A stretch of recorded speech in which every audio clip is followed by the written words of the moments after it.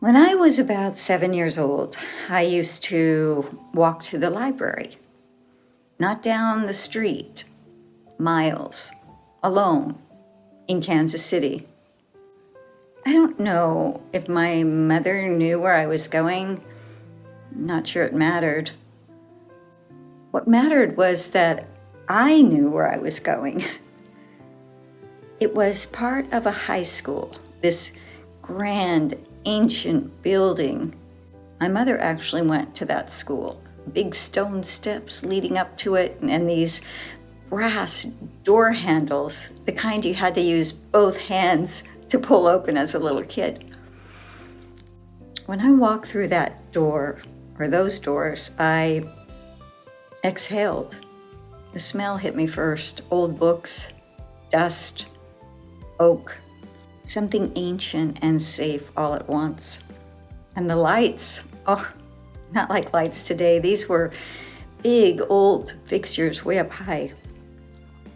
And how high the ceilings were, oh my gosh, and rows of books everywhere I looked. I always went through the entrance and turned right, which took me to the children's corner.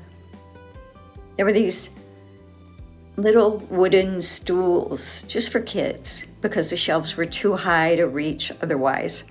I'd let my fingers just kind of wander across the spines of the books. I'd find Beatrix Potter and Peter Rabbit, and I could smell Mrs. Tiggly Winkle's little hedgehog world through the pages. Sometimes I just looked at the pictures. Sometimes I read. Sometimes I checked out so many books that I could barely carry them home. Robert Louis Stevenson, Lewis Carroll, Tasha Tudor, poems, Alice in Wonderland and Mother Goose, and the fairy tales. Nobody was hurting me there. Nobody needed anything from me. I could get lost in other worlds that were safe. Not like mine. They tore that building down years later. And when they tried to implode it, the entire facade stayed standing. The whole front of the building just stood there as if to say, I'm not going down without a fight. They had to bring in a wrecking ball to finish the job. When I found that out, I thought, of course it did. Because that's what safety does.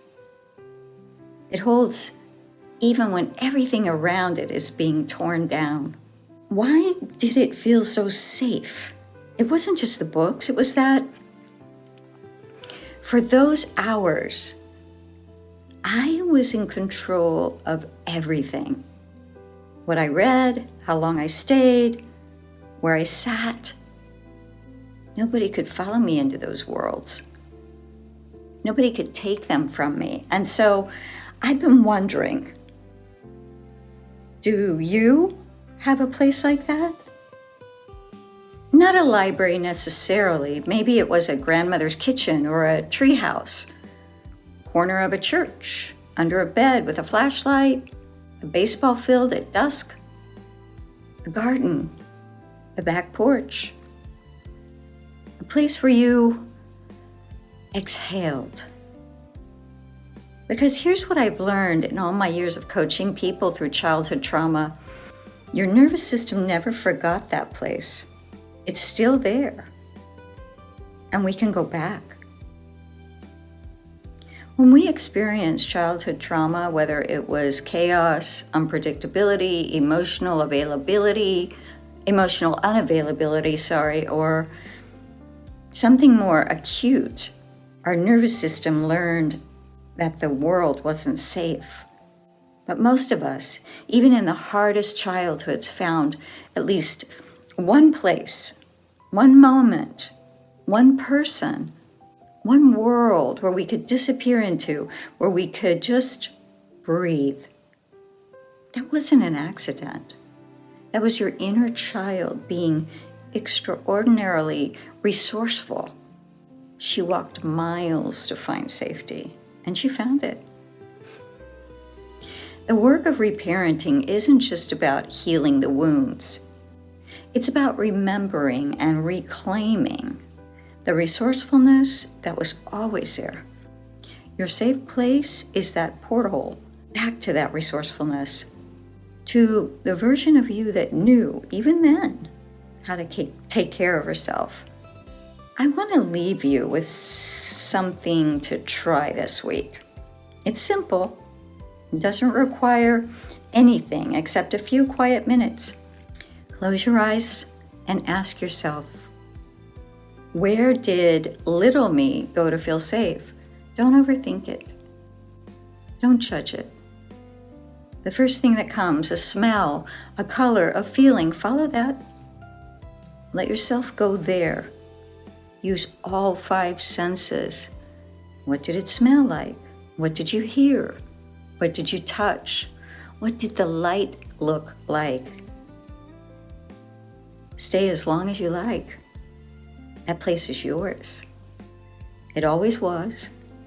And nobody, no wrecking ball, no hard year, no amount of loss can demolish what lives inside you. In the next episode, we're going to go deeper into what your safe place was actually trying to tell you about what you needed and what you still need today. I'd love to know, where was your library? Tell me in the comments. And if this resonated, share it with someone who might need to find their way back to. I'll see you soon, and just know, I'm sending you warm hugs. I love you.